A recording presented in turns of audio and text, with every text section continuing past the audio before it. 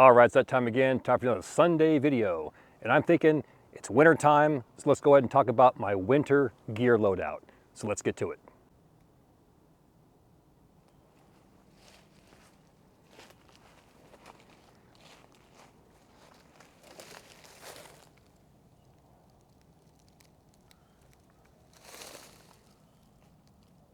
So today I'm out here scouting an area for the upcoming gun season for deer. And I thought I would just stop for a few minutes here, good hour and a half, and film my Sunday video. I already have all my gear with me. It's approaching winter time, so I want to show you my winter gear loadout. Now, keep in mind, this is all suggestions of what I would carry. I want to give you some theory, though, of why I carry what I carry. There's been a lot of hype lately and people trying to create a new, and we'll talk about that here in a minute. But the realities of survival and then the fantasy are two different things. And there's also something called intent, which is what I teach and preach on my channel. So we'll discuss all of that and show something that I would carry coming out here for a day or two and go from there.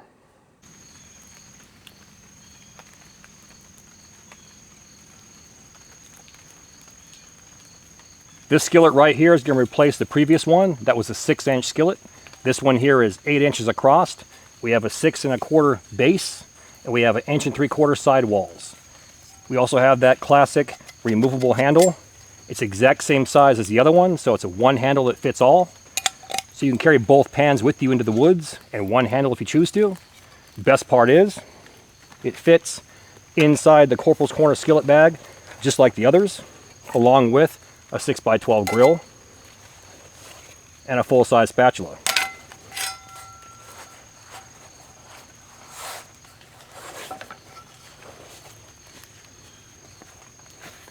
Boom! The skillet bag and the big boy skillet are available right now. There's 100 dropping to my website. That link is in my video description box. Jump on them because they're going to go fast.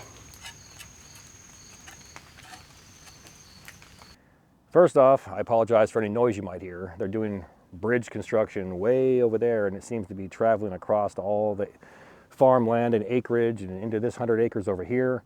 We're at the furthest edge of the property, and for some reason, this is where all the deer enjoy congregating. So this is where all the deer stands are, et cetera, et cetera. So today, now I want to kick this off and I want to say, I am not an advocate for going out in the woods and practicing misery. I did that in the Marine Corps in the infantry, and those that were in the Army or Marine Corps, basically going to the field is the same. You're not lighting fires, you're not doing a camp out, you're not cooking with any type of open flame. You're out there in a trench, in a fighting hole, in a foxhole, skirmisher trench, or just laying out there on the ground, covered, in a poncho liner, and sleeping for your couple hours before you get up and go on a patrol. And it's miserable. Rain, sun, sleet, snow, it doesn't matter. You're out there in the woods or in the field and you're getting it. In whatever part of the world or country that you're in, right? We all can agree on that. So now that I'm older and that part of my life is behind me, when I go out to the woods, I want two things. I want to carry a backpack or bag or even a harness that's as lightweight as possible, that will fulfill all my needs, and all the gear inside of it that I'm carrying will work in conjunction with each other, as well as the clothing on my body. Now, with that understanding, that's my mentality for today's gear loadout, and most, if not all, of my gear loadouts. Now, the second part of this is, I've covered this and shown this in several videos. The bulk in weight will always be water and food. The bulk in size will always be your sleep system. So if you can master and control those two, you'll have a lot of room left over in your pack. The one thing I hate, and it just drives me crazy, and it's comical, is you see these bursting full packs. I mean, it's bursting full. You're fighting to get it down and strapping it and ratcheting it down. And then you got 5 or 10 pouches around the outside that are bursting full. At that point, you need a bigger bag, okay? Nothing's gonna fit in that thing. Anything goes wrong, if a buckle breaks, you're screwed, and you got 5 to 10 pouches bursting full, all that weight, and it's just unnecessary. Get a bigger bag. Now with those two topics out of the way, let's go ahead and dive into an example of what I would carry. It's gonna rain here shortly, so I wanna get through this and get out of here. We're not going to do a junk on the bunk, meaning lay all the gear out. I'm just going to reach in and pull items out and talk about them as we pull them out. We're going to go ahead and finish the video off in the back of the vehicle. The slight drizzle that we had is actually turning into actual large raindrops, and then at some point it's going to be dumping for the rest of the night all the way until tomorrow morning. And I don't want to risk blowing through another $1,000 camera and microphone setups and the whole 9 yards. Next week we have our annual Thanksgiving dinner that I do out in the woods, and we're going to go back to our squirrel camp and probably do it over there and stay the night and do a leisurely camp out, talk about some stuff, and maybe get a squirrel in between now and then. I don't know, we'll see. But the important thing is we do the annual Thanksgiving, and I'll continue to do so. So look forward to that next week. Now, I want to piggyback what I was saying. I'm not an advocate to go out in the woods and practice misery. I'm not. But I do believe that all of your gear should work together in conjunction with you, your clothing, and your intent. Now, can you have a hammock set up? Yes, you can. Can you sleep on the ground? Yes, you can. Can you bring a tent? Yes, you can. You can bring whatever you think you need. The problem is you're going to be carrying it. So back to what we talked about. The bulk of your pack in weight is going to be water and food. Simple. 3 meals a day for 3 days. Do the math. You know, the meals weigh between, say 6 to 8 ounces to a pound. Do the math. Water, I'm going to carry a gallon of water. That's 8 pounds right there. 2 quarts, 4 pounds. So just doing that math, you're already going to increase your pack loadout anywhere from, say, minimum 8 pounds if you're carrying water only, up to, say, maybe even extra 20 pounds. So with that in mind, I want as much room in my pack as possible, be as light as possible, and sacrifice where I can, when I can. And again, the key is to make this stuff in your pack work in conjunction with your clothing, as well as work together. Now, with that said, anytime I go out, it's very rare I'm going to have some sort of fire. And the reason for that is not only just for body warmth. If it's blazing hot during the summertime with 90% humidity outside, I'm not going to have open flame. But I might want the coals or throw green foliage on there, get that smoke going. What does that do? It's keeping mosquitoes away, keeping the bugs away, the gnats, the horseflies, so on and so forth. So the benefit of the fire or the aftermath of that fire, even the smell of the smoke, is going to keep those things at bay. Along those same lines, what else can smoke do for you? It can soak into your clothing, your boots, your socks, your hat, etc. So when you move away from that camp area, you smell like a campfire, also keeping the bugs at bay. Last thing smoke will do for you, in addition to several other things, is you can pull your socks off, your underwear, and actually put them over the smoke. Let the smoke soak into them. It's an antimicrobial that will actually kill some bacteria. So the benefits of having a fire, period, outweigh not having one. At the very least, a small fire will work in conjunction with your clothing, with a lightweight blanket or sleep system, minimum a poncho, trapping that heat, or some form of a tarp, allowing that heat to circulate around your body, keeping you warm with a very small fire. So on that note, let's go ahead and talk about our backpack. Backpacks. You want something that's minimum 35 to 40 liters. That will facilitate your intent. If you intend to go to the woods for 3 to 5 days, all your gear will fit in there. It's not bursting full at the seams. Most importantly, you want something that's going to fit your budget. I have the Corporals Corner Bushcraft Rucksack. Now, we talked about this in a few videos back, and we mentioned that it was going to go on sale Black Friday. We've had a few hiccups between that video and now. That was the thumbnail right there. If you haven't seen that video, please check it out. We talk about the specs, we show the inside, the outside, and even show how to attach it to an Alice Pack frame. The inventory that I have right now, I'm going to release those today along with my hybrid big boy skillets. Those are located on my website. Go to my video description box, click on corporalscorner.com, and check them out.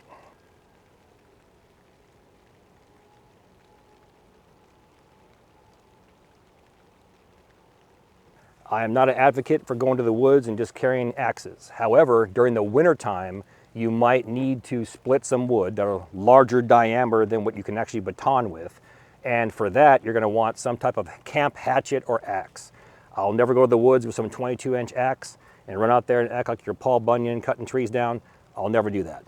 But something to process larger diameter wood, meaning like 4 inches or larger, and that you need to split, in my opinion, there's ways around that. You can actually just take that log and pull that entire tree over into the fire and just burn the ends and keep sliding it forward. But say you needed to split some wood for some reason, you'll need some type of camp axe. If your intent is not to split wood, don't bring an axe. This one here is from Hardcore Hammers. I've shown this in the past. Yes, I'm still affiliated with them. In fact, go into my description box, you're gonna see Hardcore Hammers link right there to their Shopify account. Go there and you're gonna have all my items sitting right there. This is the logoed Camp Companion. We have on the pole, it's waffle coned to actually drive tent stakes and nails.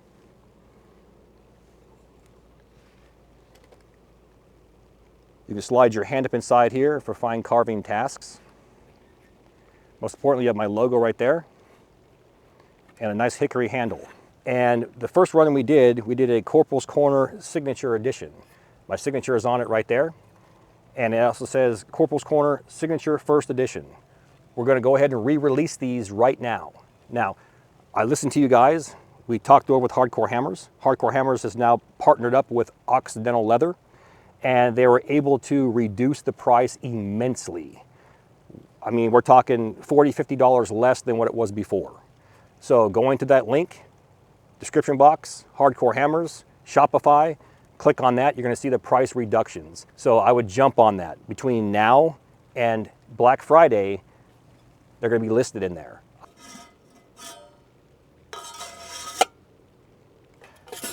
Any stainless steel wide mouth bottle will do with some type of nesting cup. This way you can carry some water. You know, you want to carry 2 of these, carry 2 of them. You got 2 pouches. You can arrange your gear however you want. At a minimum, you want 1. Moving to our second pouch, right there on top, headlamp. This one right here is from Lead Lenser, MH8. Get your head strap. You have, here's your first mode, brighter, brightest, and strobe. You can also adjust the width of the beam to a spotlight. It's rechargeable, or it will take batteries as well. The important thing is you want to be hands-free. The 2 things I use this for all the time, hands down, place it over the wide mouth portion of your stainless steel bottle, then put it into a creek, stream, or pond, and this will actually strain, not filter, strain off any leaves or moss or debris. That way it can't enter your bottle. Second thing I use it for all the time is a waypoint marker. Tie it to a tree at eye level. This will contrast against all the gray and browns and bark colored trees, even the green leaves. And I can walk as far as I want in any direction. As long as I can turn around and see this, I can walk right back to my campsite without wandering around. I think I'm over there, or I think I put my backpack over there, or I think that one spot I was at, I can look over there and go, there it is. Walk right back to it. And that's a waypoint marker.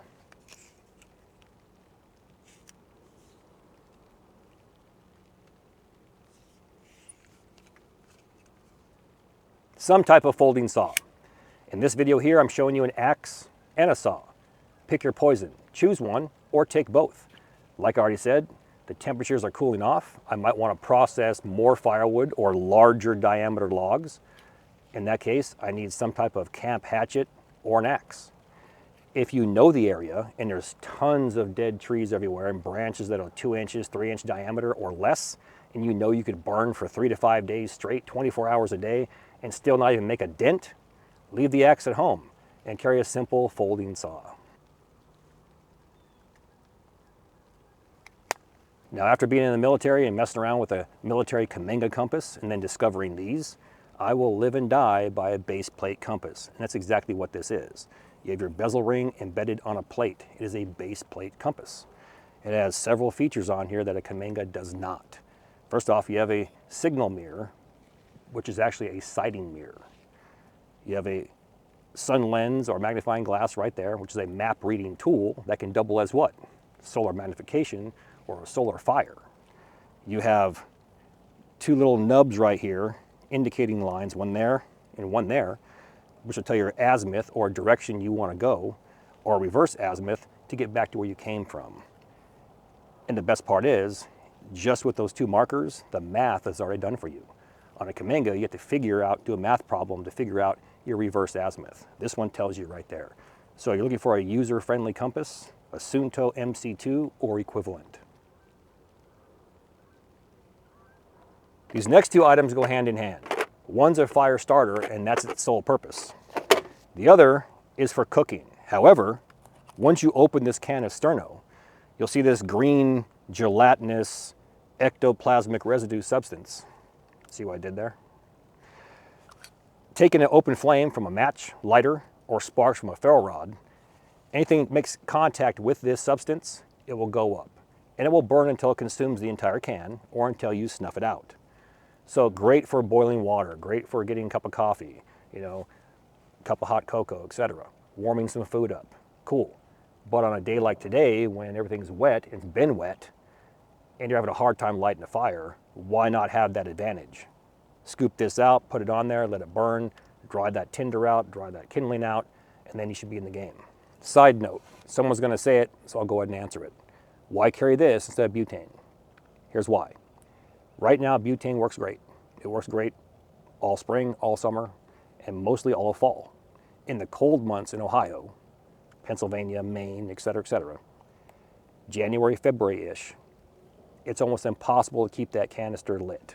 Turn it on, and you get it lit, it goes. The colder it is, the harder it is to stay lit. So you gotta find some way to heat that canister, immerse it in water. Problem is, you gotta have a water source, right?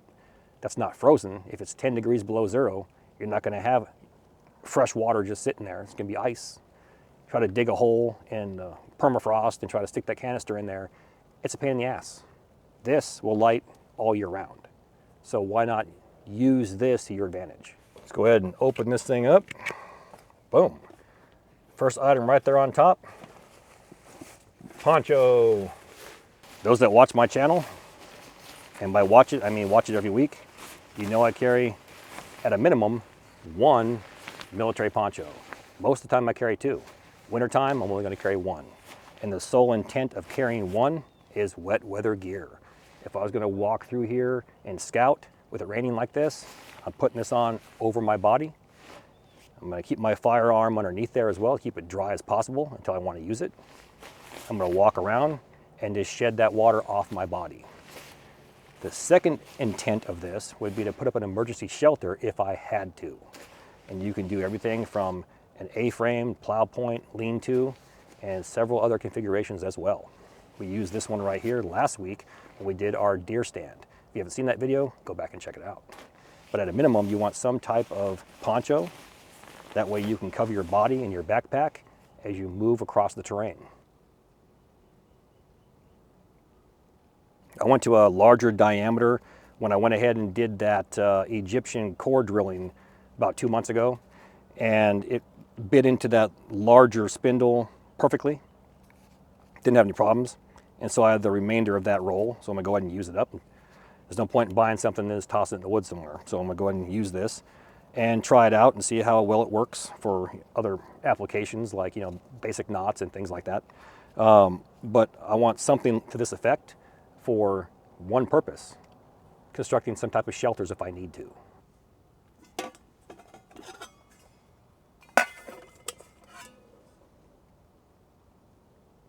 Next thing on top was cooking implements. We have a bush pot. This is a simple military issue US 1953 bush pot. It's stainless steel. This is the internal pot, I believe. There's a large one. This one sits inside of it. What I don't like is the bails on the inside, so it kind of interferes with a lid. The lid goes on, but it won't fully seat because that internal bail, the nub right there where it hits on it. But will it stay on? Can you cook food? Yes.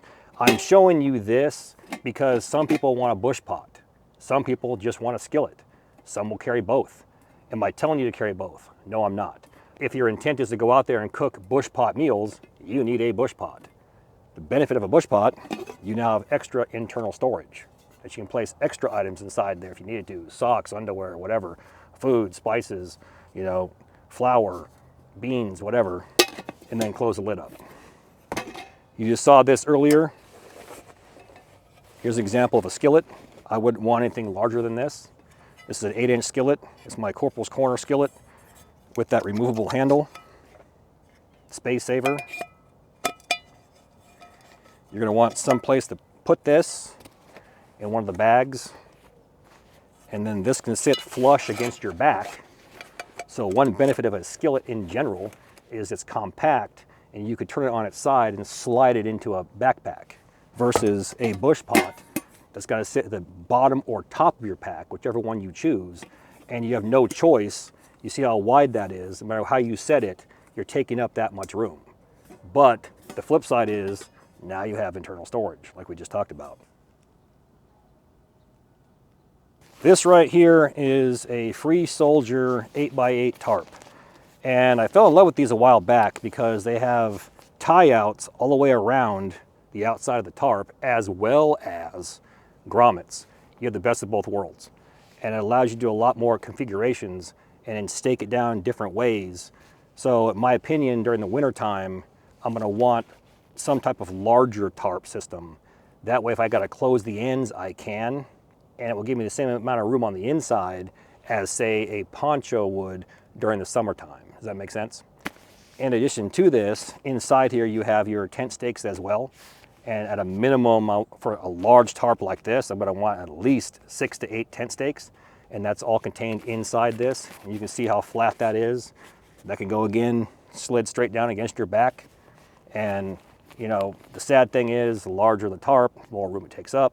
But again, if you wanna trap heat, because contrary to some people's belief, when you light a fire, the heat doesn't just go, there's a heat bubble. And the further you are away, the colder you are, the closer you are, the warmer you are. And the heat can be trapped in these tarps. And the whole point of having a larger tarp is to trap that heat so it works in conjunction with your blanket, sleep system, and your clothing to keep you warm and comfortable all night. That was the mentality when we started off this video, and we're continuing it all the way through that video. Whatever you choose, you want it to work in conjunction with all the gear you carry. Otherwise, why carry it? The last thing inside my pack is this light sleeper poncho liner / sleeping bag. This works in conjunction with my actual military poncho and creates the infamous whoopee or taco or burrito or whatever you want to call it in the woods. It's a lightweight sleeping bag. Now, yes, it's winter time. Would I just go out there and lay on the ground on a pad with this? The answer is hell no. But with that mentality of I'm dressed properly, if I know it's going to be 20 degrees below 0 Fahrenheit in Ohio, I'm probably not going to dress the way I am right now. I'm going to have multiple layers on. I'm even going to have some kind of outer jacket as a windbreaker to trap all that heat in there, or some type of wool jacket. I'm going to have, you know, wool lined pants, etc. You know, probably snow boots because it's snowing outside. And my clothing alone is my first line of defense or my first shelter. Everything else is additional and should work together. However, with today's mentality, I'm going to have a small fire. I'm going to have a tarp set up to trap that heat from that fire. I'm going to be dressed the way that I am. I have a hoodie on. I have another layer on top of me. I can put a poncho on top of this or connected to this to trap my internal body heat while external heat is actually hitting the outside, warming that up. You're going to be perfectly fine, warm and toasty. I've done it in several videos. When everything works together for the greater good, you can't lose. Now, for years, I went ahead and I used a queen size wool blanket because that was the industry standard. Everybody was telling you, you know, queen size wool blanket. You've got to wrap yourself, laying it diagonal, wrap yourself like a burrito, like you do it swaddling a baby. And for the most part, that works out great. If you're going to lay like this all night and don't move. The minute you roll to your side or move, it's going to come undone, right? And you can stab blanket pins in there and do all kinds of cool stuff. But the reality is it's going to move and it's not going to be comfortable. Does it work initially? Yes. Long term, no. What I found is, once again, a smaller twin size wool blanket. Once again, in conjunction with a small fire, a tarp trapping the heat from that fire. You can put your poncho over top of this and retain that body heat because it has nowhere to go, while the heat is being trapped and then heating the exterior of your blanket, working in conjunction. You'll be fine just like you were with something like this. Best part is, it's a space saver. It's not the same size as a queen size wool blanket, and it's not as heavy. So the last thing that's attached to my pack is my foam pad. I'm not going to take it off. You've seen it a million times.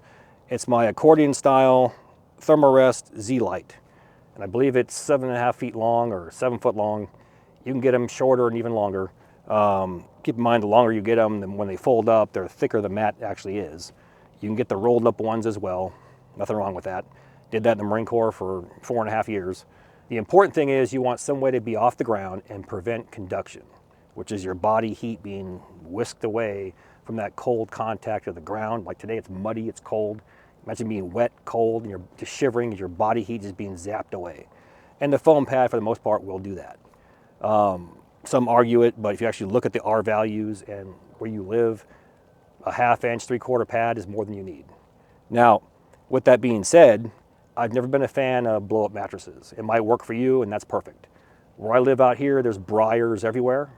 Also, laying next to a fire, if any type of sappy wood pops or a piece, shoots off or sparks and hits that pad, gone. I've gone through probably about 4 or 5 of them over the past 5 years, especially in the first year, year and a half. I was experimenting with a lot of gear, and the one thing that's held up is the foam pad right here.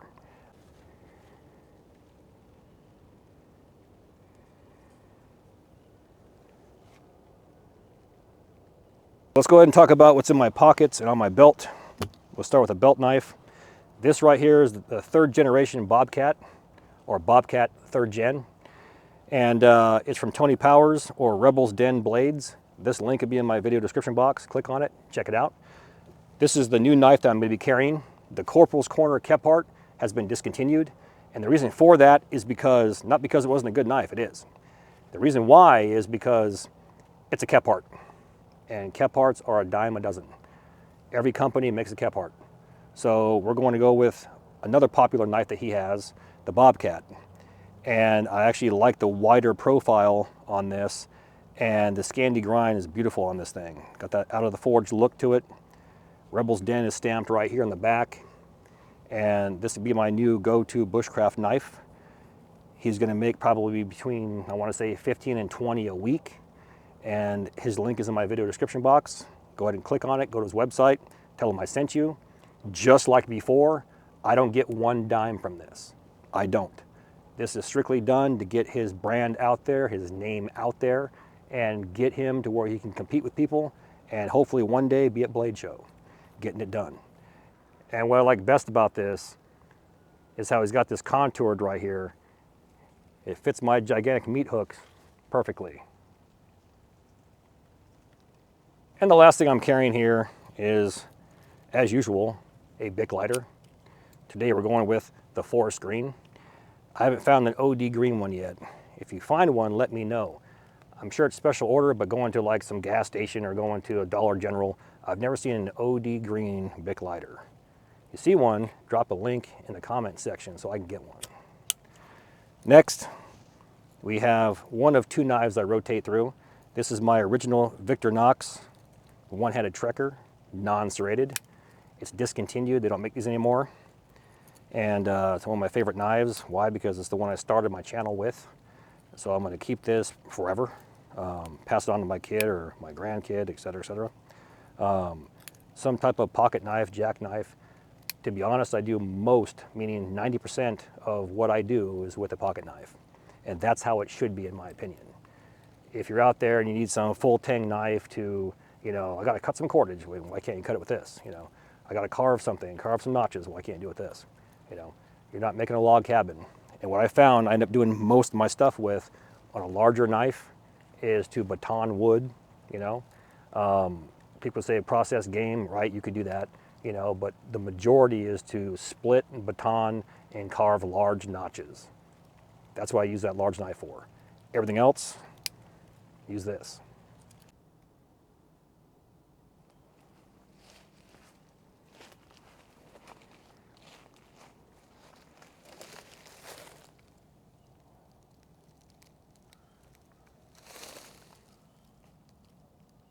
So that's an example right there of something I would carry during the wintertime and that you'll see me carry. Again, there was extra items in there, like I'm not gonna carry a bush pot and a skillet. I'm not gonna do that. I'm not gonna carry a wool blanket and a light sleeper. I'm gonna pick one, you know. So there's options in there. I'm probably not gonna carry a full-size hatchet or a camp axe with a saw, you know, unless my intent and where I'm going requires that.